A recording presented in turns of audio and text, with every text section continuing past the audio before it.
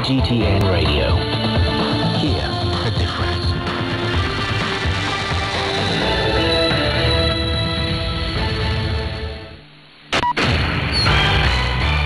Now the news. I'm Shane Bigham. Shanghai has increased its maximum daily nucleic acid testing capacity to 4 million tubes with the support of the central government and other parts of the country. The city reported over 13,000 COVID infections on Monday, bringing the total in the latest outbreak to over 73,000. Wang Suen has more. 268 new cases and over 13,000 asymptomatic infections reported on Monday. It is the first time Shanghai reports over 10,000 cases since March. And the City Health Commission officials said it is a critical stage for the city to fight against the latest wave of outbreak. And the city has started 2 rounds of PCR testing, and according to the latest press conference, over 25 million people and 2.4 million PCR tubes have been sampled in the city, and 1.9 million of them have been tested already, and the remaining samples are still being tested. Meanwhile, more than 38,000 medical workers from 15 provinces across China have come to Shanghai to help with the city's PCR testing and makeshift hospitals treatment. Meanwhile, a batch of makeshift hospitals has been built to house 47,000 beds. Chinese Foreign Minister Wang Yi is calling on Russia and Ukraine to stick to peace talks until the ceasefire agreement's reached. Wang Yi made the remarks during a phone conversation with his Ukrainian counterpart. Dmytro Kuleba said Ukraine wishes to maintain communication with China and hopes China will continue to play an important role in ending the conflict. The Sri Lankan ruling coalition has lost its majority in parliament.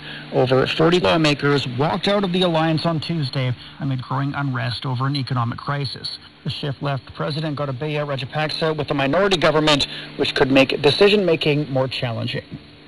Pyongyang's warning that if South Korea chooses military confrontation or makes a preemptive strike, its nuclear forces will have to attack. The remarks come after Seoul's defense minister said South Korea has a variety of missiles with the ability to hit targets in North Korea. Pyongyang said it was a very big mistake for the South Korean official to make such remarks. The Iranian foreign minister has urged the United States to be realistic to help reach an agreement in the Vienna talks aimed at reviving the 2015 nuclear deal. Hussein Amir Abdullahian said the excessive demands of the United States could lead to a pause in the Vienna negotiations, as Iran will never give in to such demands. The World Bank says developing countries in East Asia and the Pacific are projected to grow by 5% in 2022 amid the resurgence of the COVID-19 pandemic, tighter financial conditions, and the Russia-Ukraine war. The projection is 0.4 points down from the forecast in October. The World Bank says if global conditions worsen and national policy responses are weak, growth in the region could slow to 4%. Costa Rica has a new president. Former World Bank executive Rodrigo Chavez is the winner of the country's election. Our Mr. reports from San Jose.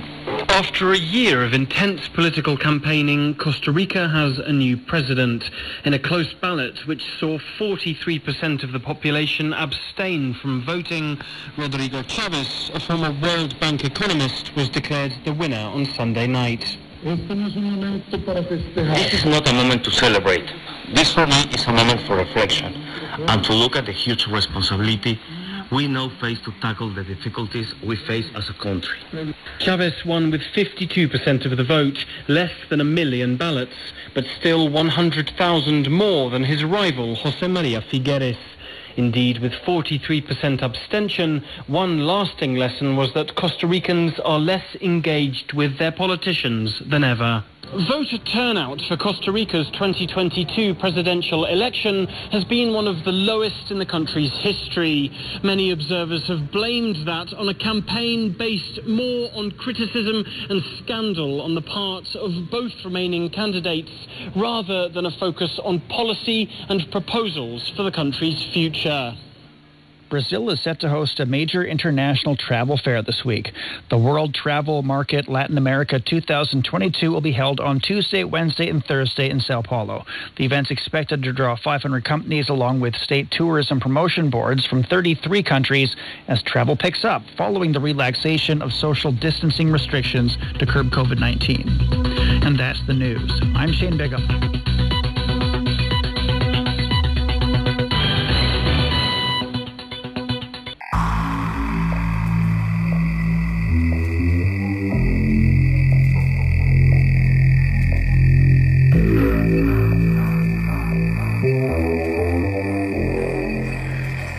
don't know what you're messing with. Why in the hell don't you leave it alone? Who is she? They look just like you and I, but inside they're different. They have no soul. Who are you? They call me the garbage man. I dispose of human garbage. Why are you telling me all this? Because you're in danger. There's been a little accident, an escape. They're very real, very dangerous, Jack.